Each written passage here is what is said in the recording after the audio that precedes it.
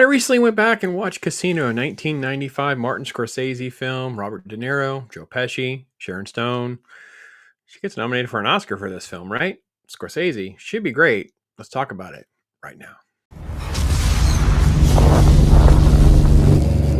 All right, I don't want to hide the lead here. De Niro comes in as playing Sam Ace Rothstein, and the casino story of running Las Vegas and running the mafia money through casinos is actually not a new story. It's been done many, many times. And I will say the biggest thing that kind of let me down on this is I feel like I'm just watching a Godfather knockoff. A bad Goodfellas film. I feel like I'm just watching Scorsese, De Niro, and everyone else involved, including Joe Pesci, to really in the most degree because he was so much better in Goodfellas, just watching sort of a generic version of all that. And it's really kind of sad that I feel that way. But the biggest thing is that De Niro's character, Sam, is based on Frank Rosenthal, known as Lefty, who ran multiple casinos, but everything has been reduced down on small scale. And that I think is kind of where everything is. There's just so much story to tell, and they didn't know what to do. So they just kind of shrunk it and shrunk it. And there's really nothing that special about their story. I'm not saying I don't enjoy it. It wasn't the worst movie or anything like that, but is it? I mean, am I being totally fair here, guys? Isn't this just a very? If we put the two characters up against one another, the one in Goodfellas is going to destroy this guy, right? Nicky is toast. So anyway, one of the choices I thought Scorsese did that was odd was he allowed both Sam and Nicky to narrate. So I felt like that was kind of odd. Like, why would Nicky be narrating part of the story? Because you feel like he shouldn't have been able to tell the story. Like that was kind of weird. It stays on his fate of the film. Like that's just a weird thing for me. Like usually the people that are narrating survive the film to tell the tale, but that was not the case here. Beautifully shot film. I really love all of it, how it's done. But Sharon Stone is the star of this movie, man. She is phenomenal. She is playing a prostitute who's basically hooked on drugs, Ginger, who falls for Ace, or Ace falls for her, how you want to look at it, but she's still tied to James Woods' character, who is basically like the high school sweetheart in Lester. And Lester is basically just a scumbag. He's basically just pilfering off money from the casino through Ace's money, just trying to get drugs. Just it's all just gross stuff. And I think that if there's any shining light in all this, it gave Sharon Stone a chance to just play crazy, and she does it really, really well. I think one of the problems with the movie for me is just that it just takes very long to get to things that I care about, that it tends to just be a very long, drawn out film where do we really need all of these excruciating details? It's nearly 3 hours long, and it just kinda is recycled and recycled. It's telling over a very large period of time. It doesn't really kinda widow down what it wants to focus on or how it kinda wants to pull apart any of the different characters. The one thing Scorsese always does is he immerses us in their world. So I do feel like I'm in this journey over multiple years, even though the times and time jumps and where we are is kind of a little sketchy and confusing at times.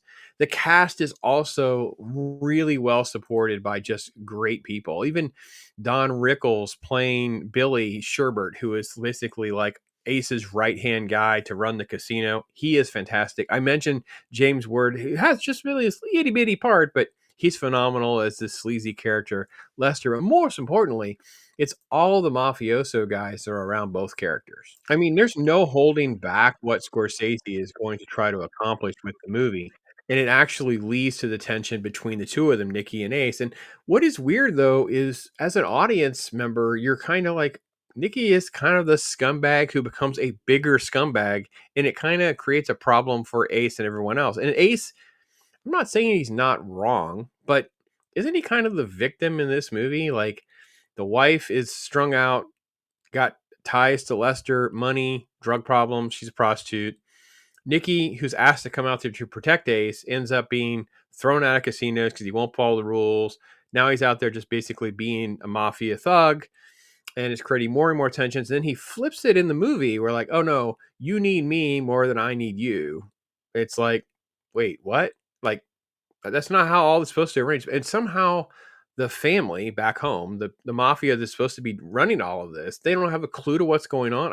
And I think this is the disconnect for me that kind of made this feel like generic Goodfellas and not really, really that great. Like it's all a solid movie, but it all kind of falls apart at times.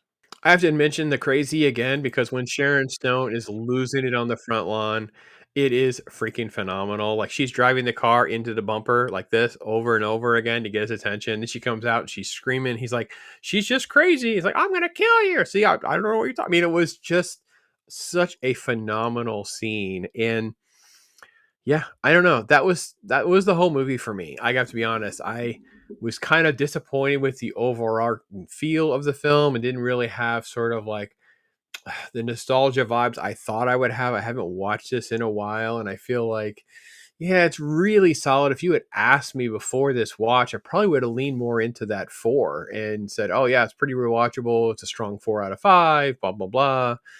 It's really not. It's a long-winded, kind of all over the map with characters I don't really root for, and even Ace, who's kind of a victim of circumstance in a lot of ways. He's kind of also like a jerk at the end too, and he's really chasing after Ginger. I don't know why he'd not figure out a solution with the key to the safety deposit. I mean, he has the key. Can't he not? I mean, I know there's issues with her. Take her there, get the money out, start again. It just makes no, there's little things that don't add up. And I know in real life, names have been changed, characters have been changed. There's multiple kids that are in real life, multiple casinos in real life. So a lot of this is just the byproduct of so many changes from what the actual story is that I don't know. Didn't find it as engaging as I thought. I'm going to knock this all the way down to a 3 out of 5. And it's that rewatchability factor. It just wasn't really a pleasant experience and didn't have much love or care about most of the characters compared to the way Goodfellas, where you were kind of on the edge of your seat, feeling everybody out. And even though you know certain people are not good people, they're doing horrible and shady things, you're not rooting against them. In this, I was just waiting for Nicky to die. I'm like, please just take care of this thing. And please, oh, by the way, and we don't need to see Pesci with Stone like that. Like, we don't need to see as much Joe Pesci as we see in this movie. So shame on you, Scorsese, for thinking that we needed to be exposed to that much of Joe Pesci. Sorry, Joe.